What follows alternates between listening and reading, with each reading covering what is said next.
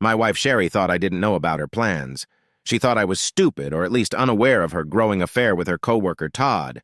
She believed that I would let her toot my horn, and that I would accept that she would continue to sleep with him.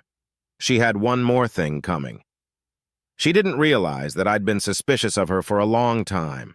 I had noticed changes, clear signs of infidelity, things like working late frequently, sexual upgrades to her closet, more aggressive sex, and losing all interest in all the things we used to care about. I tried several times to talk to her about it, but each time my concerns went unheeded. Sherry, of course, denied that anything was wrong. She said it was just my insecurities and my possessiveness working overtime.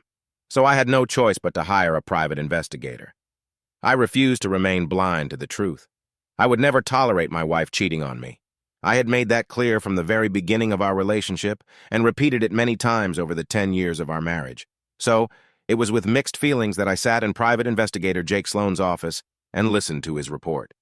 I was relieved when he made it clear that Sherry had not cheated. However, that relief was short-lived when he added the word, "for now." As he explained, my wife was having an affair. It just hadn't gotten to something sexual, but it was only a matter of time. Apparently, Sherry and Todd were what they called working spouses. I hated that term. Sherry had only one spouse, me. Some might find that expression cute and harmless, but to me it meant that she was having an intimate relationship with someone else. Well, as it turns out, that's exactly what she was having. According to the private investigator's report, Sherry and Todd had lunch together every day, just the two of them. They held hands and sat next to each other. He provided numerous photos of them hugging, sometimes even kissing. I was infuriated by what I saw and wanted to strangle that smug jerk Todd. In addition to lunches, the lovers often worked late together, even though there was no good reason for it. It was as if they wanted to avoid going home to their respective spouses and siphon as much of our time out of each day as possible. The detective told me that he was able to trace Sherry's emails and messages. I knew this was completely illegal and I could never use it in a divorce.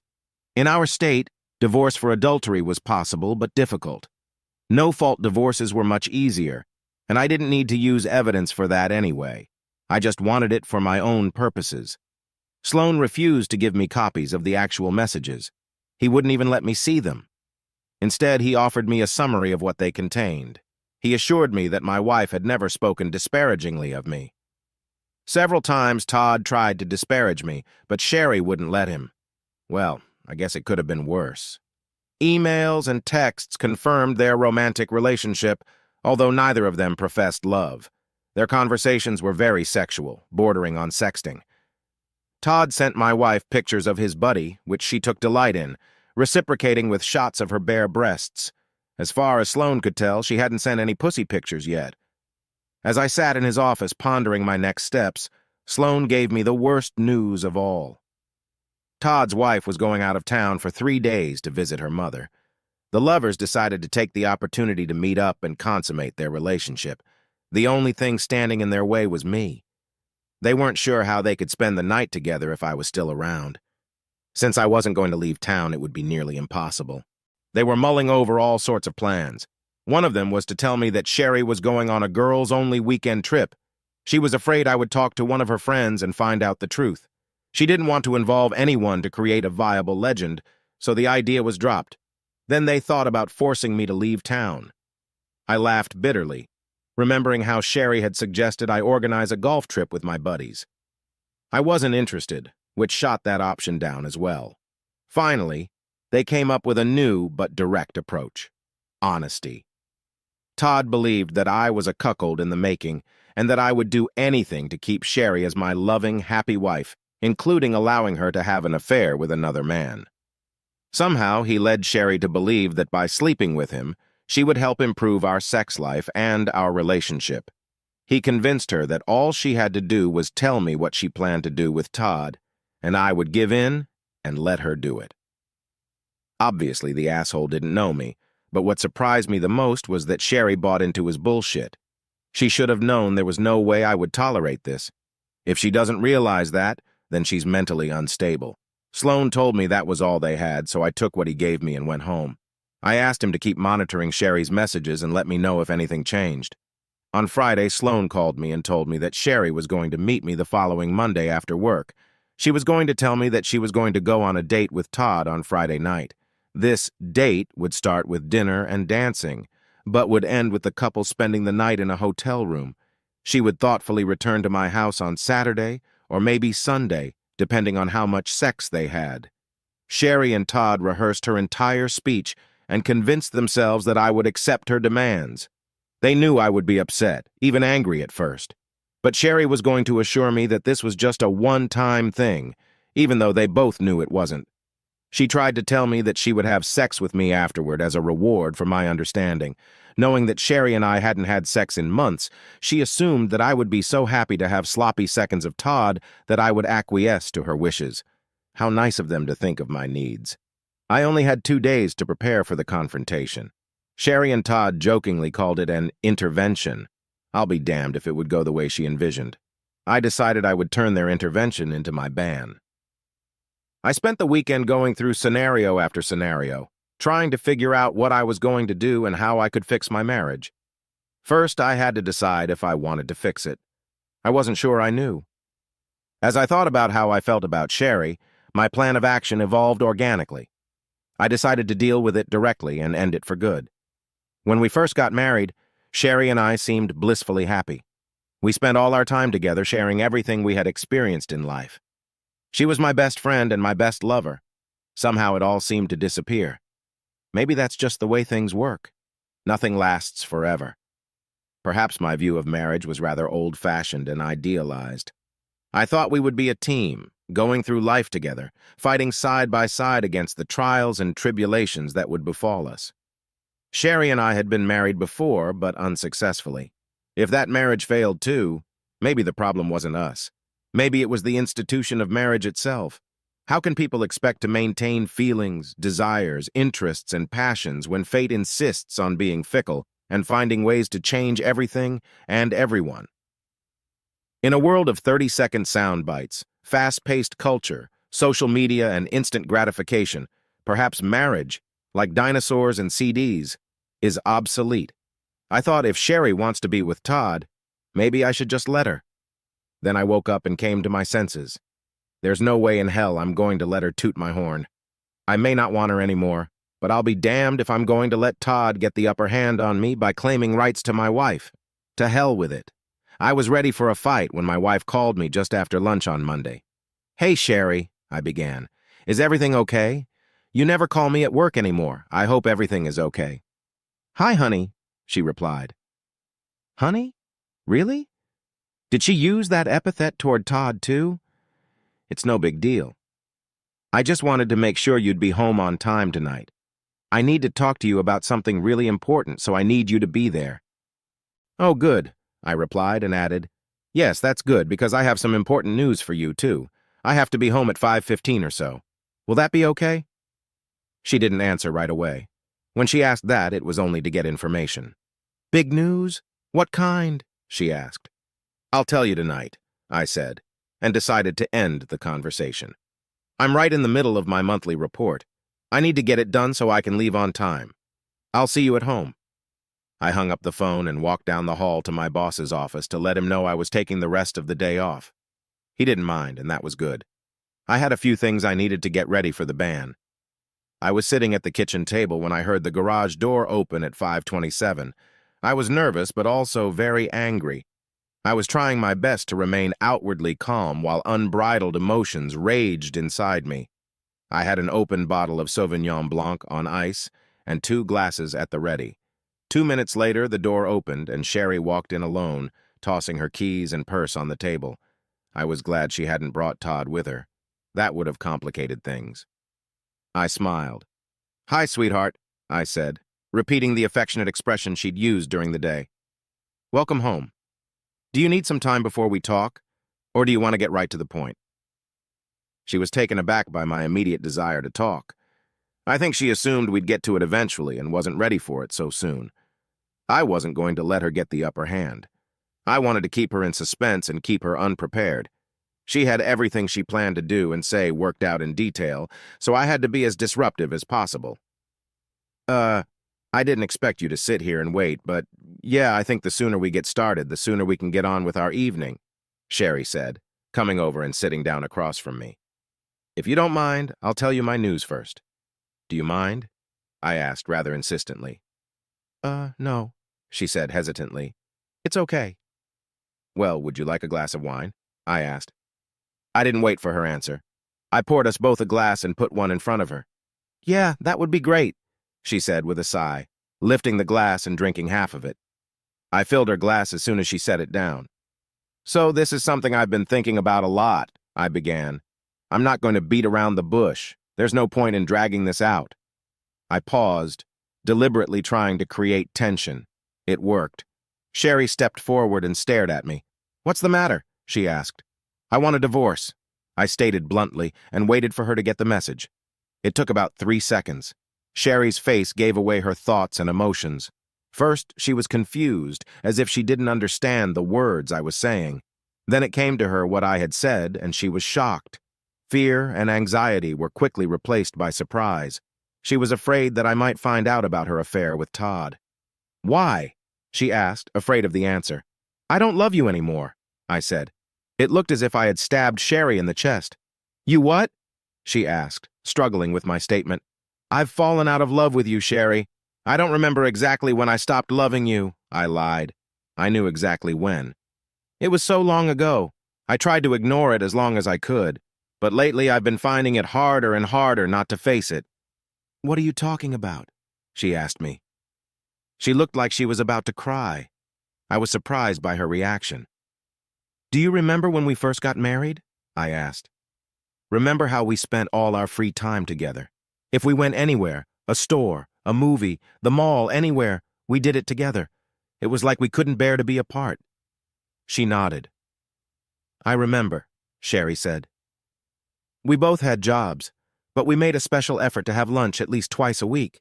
And we couldn't wait until work was over so we could rush home and be together. I missed you so much every day and looked forward to coming home, kissing you, and more often than not making love to you. We had hobbies in common. You made me take those stupid pottery classes with you. Do you know how much I loved doing it with you? I thought you hated pottery, Sherry said, looking at me intently. It wasn't about the pottery. It was about sharing the experience with you, I told her.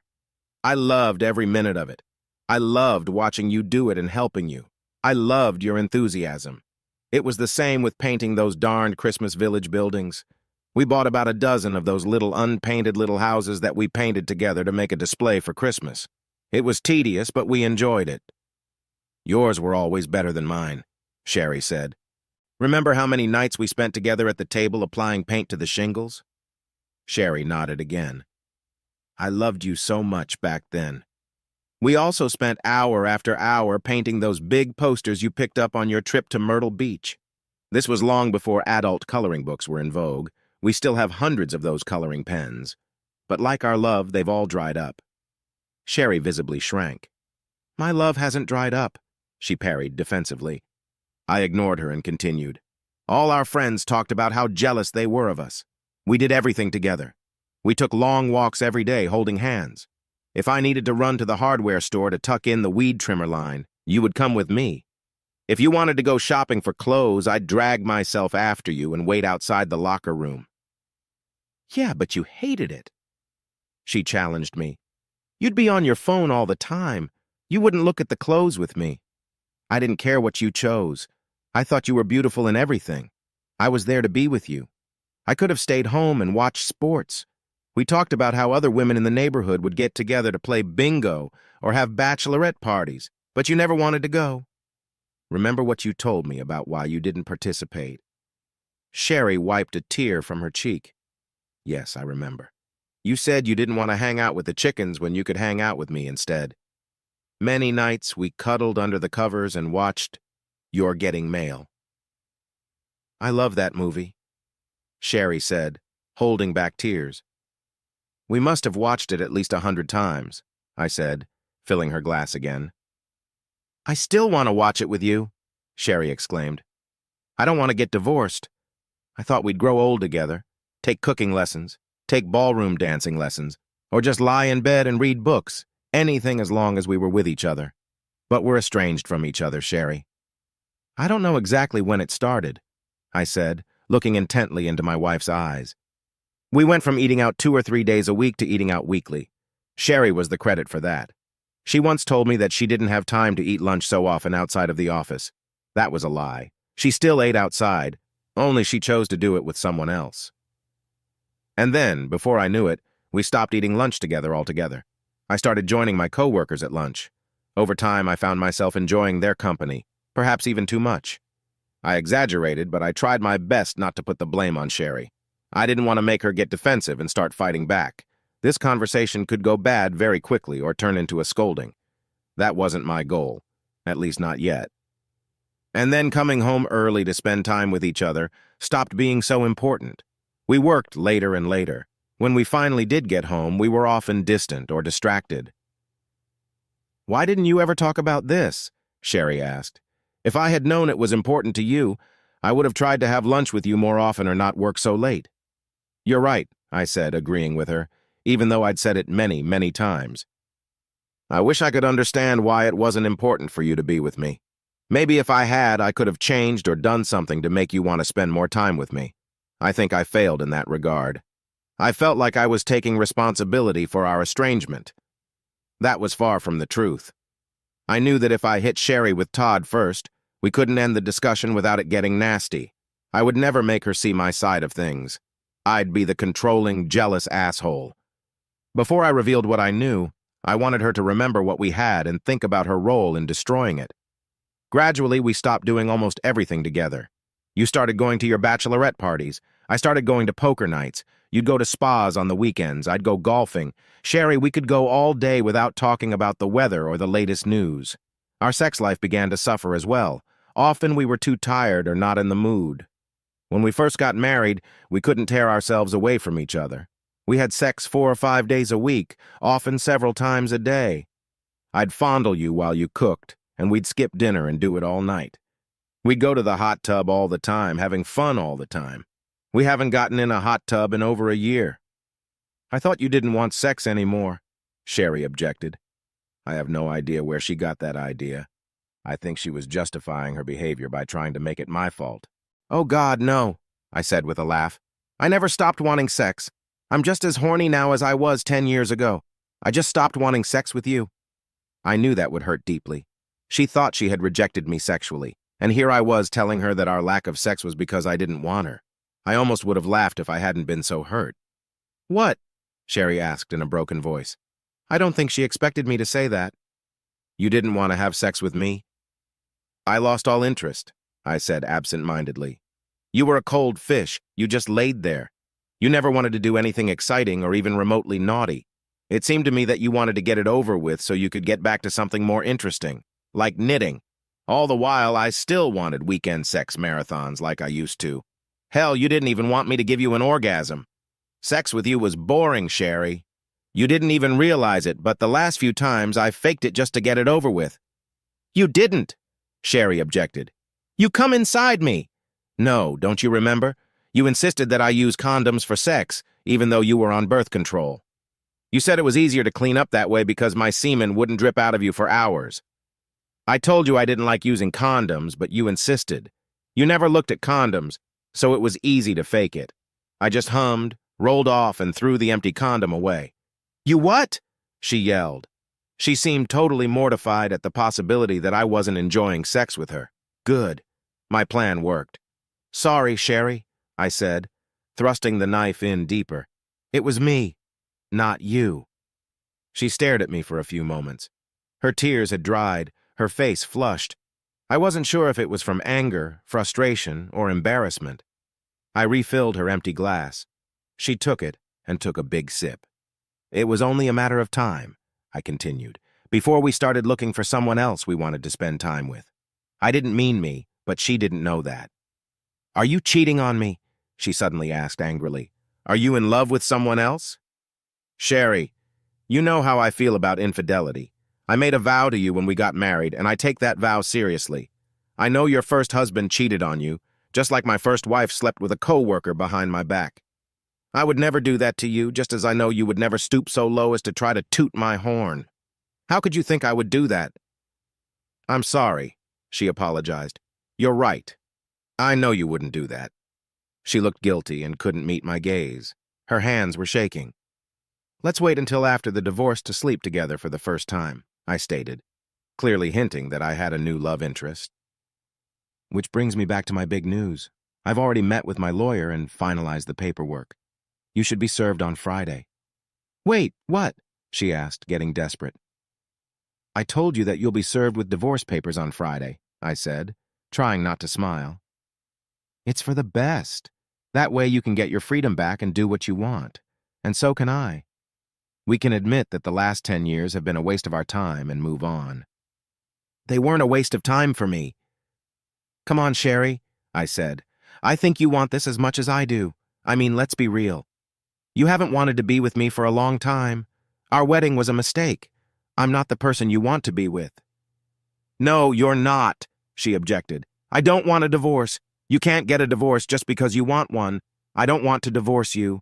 I want to be married to you. Forever. I love you. I'm sorry, Sherry, but I don't love you anymore. This is a no-fault divorce state, so we can just split all the assets 50-50. I mean, it's remotely possible to get more than half of the assets, but that's only if one of us cheats and we can absolutely prove adultery. But none of us cheat and are unlikely to do so before Friday, right?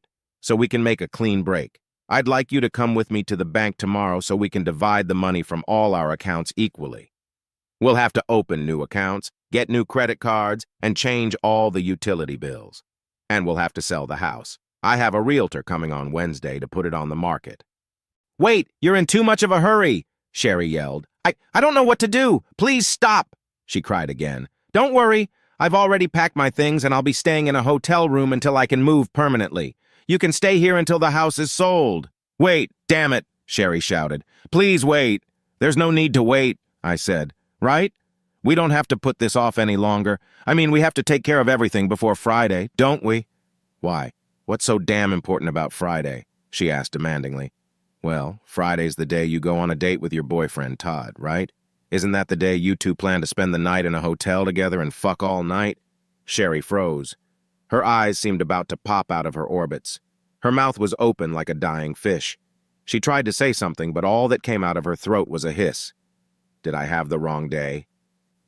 Wait, I said, pulling a folder from under a stack of Better Homes and Gardens magazines and opening it. I pulled out a sheet of the private investigator's summary report and slipped it between us and showed it to Sherry. I pointed to the part about her plans to fuck Todd on Friday night. No, I'm right. See, it says here that you and Todd made reservations at the Gaylord, Texas for Friday night. That's not, she started, but I cut her off. It's not what it looks like? I asked her, finishing the sentence after her. Oh, do I need to show you the pictures of you and Todd kissing at lunch? She stared at me, and the tears flowed again. I'm sorry, she said quietly. Now I remember exactly when I stopped loving you, I said with a wide smile on my face. I stopped loving you the day I found out that you were planning to turn me into a cuckold with your coworker, just like my ex-wife. I'm sorry, honey, she blurted out, trying desperately to convince me. I don't love Todd. This is just going to be a fling, something to rekindle our relationship. I'll spend the night with him, and then you and I will spend the rest of the weekend having hot sex like we used to. Todd said you'd love it, that it would turn you on and revitalize our sexuality. Yeah, that's right. Revitalize our sex life. Instead of having hot sex with me, you're revitalizing the situation by fucking someone else. Does that make sense? No, but... She couldn't even get the phrase out. She changed tactics. Todd said you'd do it if you wanted me to be happy. I want you to be happy, I said. I want you to be happy with me like you used to be. I don't want you to be happy with another man. Are you out of your mind or what? How could you think I'd be okay with that? You should know how I feel about infidelity. Yes, but... She tried to find some way to justify her actions. It wouldn't be infidelity. I wouldn't cheat. You will give me your permission. Not in this life, I said. I know that now. I should have realized it from the beginning. I don't know what I was thinking. I guess I was bored and lonely. Todd turned me on again. Bored and lonely? How could you be bored and lonely when we were happily in love and enjoying all our time together? I don't know, but she started again. Did you ever think you were bored and lonely because you cut us off? You stopped having lunch with me. You stopped spending time with me and doing things with me. You chose to avoid me and put yourself in that position. You chose to spend time with him instead of me. So if you were bored and lonely, you created this condition specifically so that Todd could be bored and lonely. I don't think I did that, she said, staring at me. She shook her head. No, I can't believe I would do that. I thought you stopped coming to my house for lunch. Because you told me to, don't you remember? You kept telling me you were too busy. And then one Wednesday, the day of our lunch, I picked you up, and you didn't even bother to come into the lobby and tell me you couldn't come. You texted me to go to lunch without you. I stopped coming after that, and you never once even mentioned that we stopped having lunch. I don't think you even realized it. Sherry looked at her hands. You were so absorbed in your world that you didn't realize you were losing me. You were all about you and Todd. Well, you can have him now. I don't want him, she snapped at me, looking up at me. I want you. I want us. I want us to be the way we used to be. I'm so sorry. I screwed up. I gave up on us. It's too late, I said, shaking my head. You can't think that. I didn't cheat on you. We didn't do anything. I'll never see him again. I swear. I'll quit my job. I'll go work somewhere else. Please, I don't want to lose you. I still love you. You've cheated on me in every way but one. But that's the most important thing. We didn't have sex. I was stupid. I was crazy about Todd. I didn't love him. I've always loved only you. I don't know what I was thinking. I would have gotten over him and come back to you as soon as I got rid of it. But it's over now. I can see it now. I know it. It was stupid. I was stupid. Todd means nothing to me. Please, baby, please, don't leave me. It's not that simple, Sherry. Why can't it be? I screwed up. I did it. But you stopped me before I went too far. You did go too far, I disagreed. Just sex would have sealed the deal. I didn't do anything. We were just friends, she exclaimed. You should have been friends with me more than anyone else, I objected. I have a lot of girlfriends. I don't kiss them. I've never wasted time on them. I've never replaced you with them, and I never plan to sleep with them and make you accept it. Sherry dropped her head in her arms, sobbing. I will never again neglect you and take you for granted. I swear it. Please, can't we treat this as a big mistake? Can't you forgive me and give me another chance? This isn't fucking Monopoly where you can get jail from a free card, I told her. You didn't just make a big mistake. You left our love and gave your heart to another man. No, he never had my heart. My heart was always yours, and you were going to give him your body. But I didn't. You stopped me. Damn it, don't you love me enough to fight for me? Do I mean so little to you? You meant everything to me. I'd fight anyone for you. I'd die for you. Now I wouldn't piss on you even if you were on fire. Sherry let out a piercing scream. She grabbed my arms and tried to pull me to her. No, please, you can't think like that. I'm so sorry. I'm so sorry. You have to believe me. I think you're sorry, I said. It shows me that you're not exactly a self-centered, heartless bitch. Then can you give me another chance? Please, I'm begging you. Please don't leave me. I'm not leaving you, Sherry. You did this on your own. I truly believe you're sorry. Maybe someday I can forgive you, but it doesn't change anything. I don't love you anymore. It's over, but don't worry. You always have Todd to comfort you. Todd is married, she said through her sobs. He only wanted to fuck me. He didn't want a relationship. I grinned. Well, he might change his mind now. I'm sure his wife had something to say to him today when he got home. She and I used the same divorce attorney. Sherry's jaw dropped again. I pushed a folder across the table to her. The full investigator's report is here, along with pictures of you and Todd. His wife has a copy. Also in there is all the information from my attorney about the divorce and how we propose to divide the property. I suggest you read the whole thing. No, baby, please, she pleaded. Don't do that. If you want to come to the bank with me tomorrow, call me and let me know. I got up from the table and walked out of the house, ignoring the sound of my wife crying. Epilogue. Sherry was struggling with the divorce. I didn't want a protracted and expensive legal battle.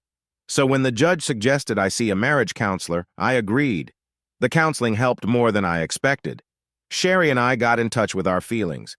We communicated about everything, openly and without judgment. She was able to understand why she had fallen victim to Todd's advances and almost lost me and our marriage.